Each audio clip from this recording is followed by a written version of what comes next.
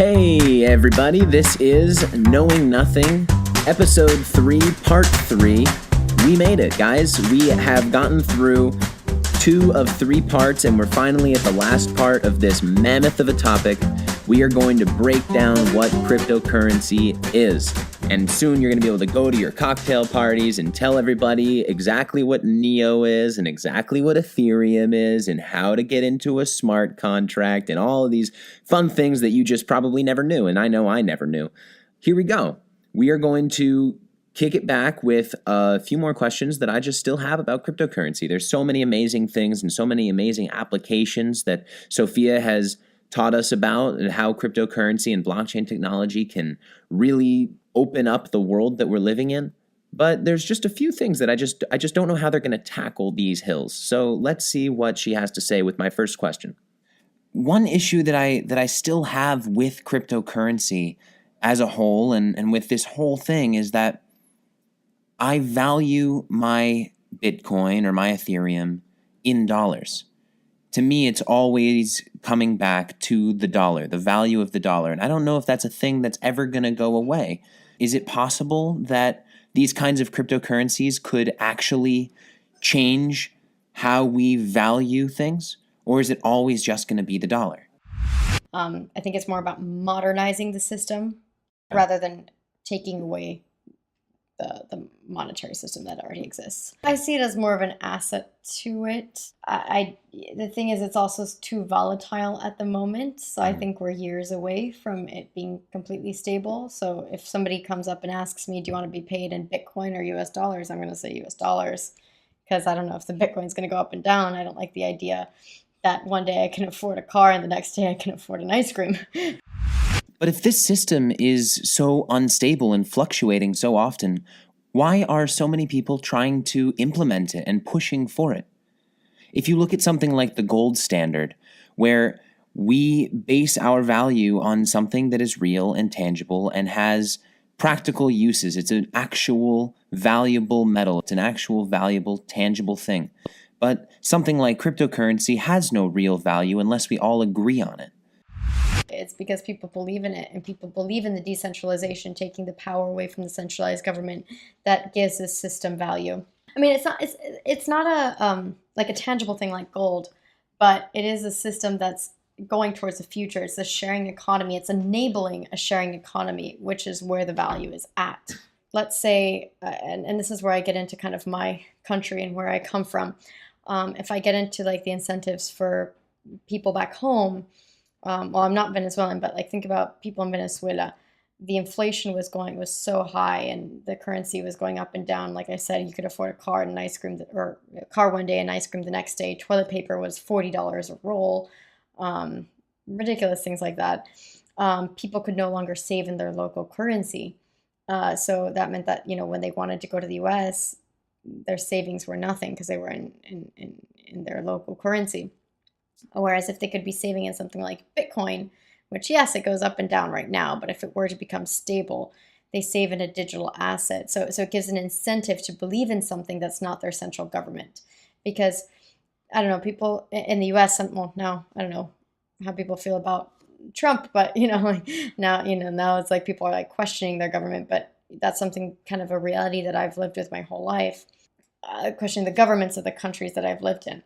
So if I had a smart contract that could protect me instead of my flawed jury system in these countries, then 100% I would be looking for doing smart contracts when I transact versus putting my faith in a system that's so corrupt. Let's say even like Peru, which is where I come from. You look at like the presidential elections, and you're voting for worse and worse.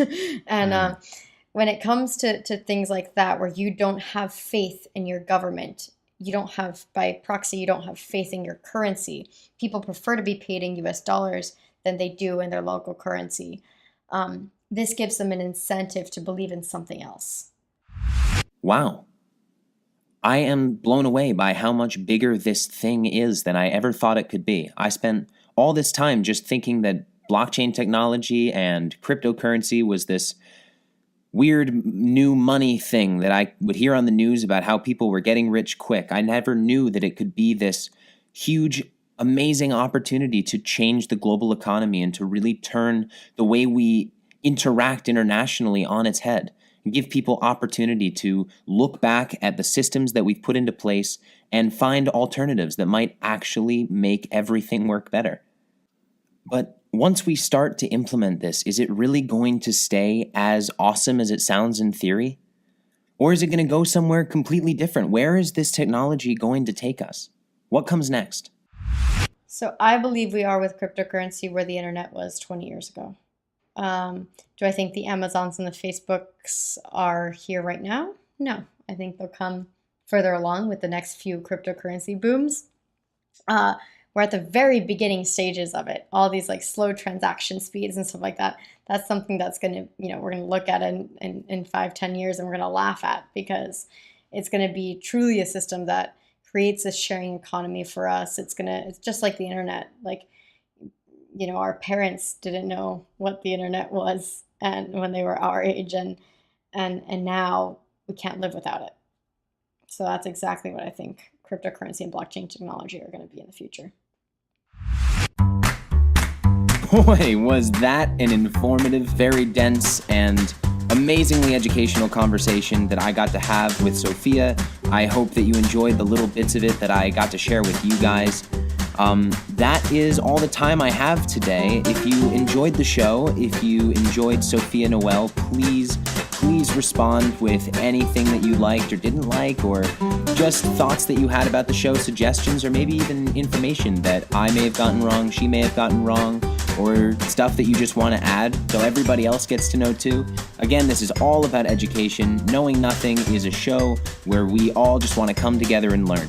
Thank you guys 1,000 times over for being listeners, for wanting to learn with me, and for going on this little podcasting journey that I have just started going on with Sound Pollination. If you're interested in any other shows that we have, Sound Pollination is home to 2 other podcasts currently. We're about to launch. By the time you hear this, we'll have just launched on August 18th. And we're growing rapidly. We're doing music now, and everything is getting bigger and more official. So if you want to help us help you spread your sound, then please don't hesitate to email us or just pop on our website and maybe donate to our Patreon. Help us make something happen. And secondly, I just want to give a shout out to Amazon. If you ever want to buy something on Amazon, anything you need, and you also want to help us out, just hop on our website, soundpollination.com. Right at the top, there's an Amazon banner. You click on through that, buy whatever you need, and they actually give us a percentage of the purchase that they make off you, and it's no skin off your back. So thank you so much if you want to help, and thank you, Amazon, for giving us that chance. Today, I am very happy and excited to say that the sponsor for this episode is actually an amazing, really unique, super cool clothing company called Needy. And if you want to look it up, you can find it on social media. The handles will be below. And what's so cool about it is that Needy is actually started by none other than Sophia Noel. Sophia Noel is an amazingly brilliant woman, and also she has started this incredible fashion company. She's just a jack of all trades. So I want to thank Needy, I want to thank Sophia, and I want to thank you guys. Thank you so much. I will see you next week, and we'll learn a whole new nothing then.